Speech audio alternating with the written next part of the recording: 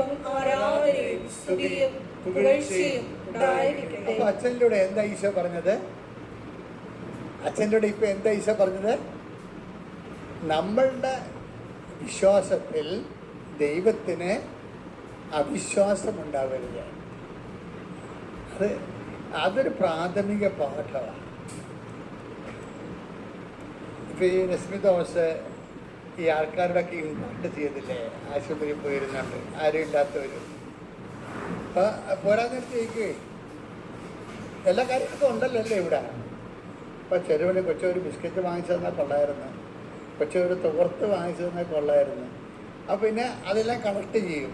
അത് അവർ പറയുന്ന ഓരോരുത്തർ പറയുന്നതെല്ലാം കളക്ട് ചെയ്തിട്ട് പുറത്ത് പോയി അതെല്ലാം വാങ്ങിച്ച് ഓരോരുത്തർ കൊടുക്കും.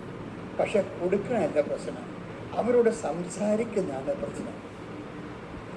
നമുക്ക് ഉണ്ടാക്കി കൊടുക്കാനോ കുഴപ്പമൊന്നുമില്ല.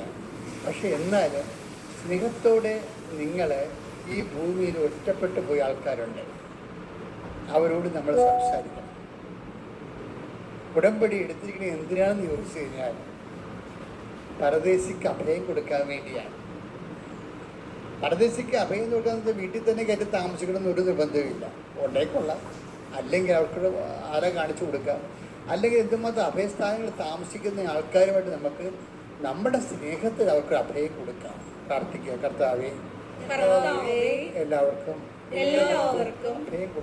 അഭയം കൊടുക്കാൻ എന്നെ അഭിഷേകം ചെയ്യണം. അപ്പൊ നിങ്ങളെ വേറൊരു സംഭവം ചെയ്യണം.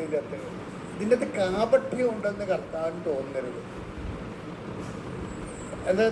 അതായത് നമ്മളുടെ വീട്ടിൽ താമസിക്കുന്ന ആൾക്കാരോട് നമ്മൾ സംസാരിക്കത്തില്ല, എന്നിട്ട് ആശുപത്രിയിൽ പോയി പരദേശികളോട് സംസാരിക്കുക. അത് കാപട്യമാണ്.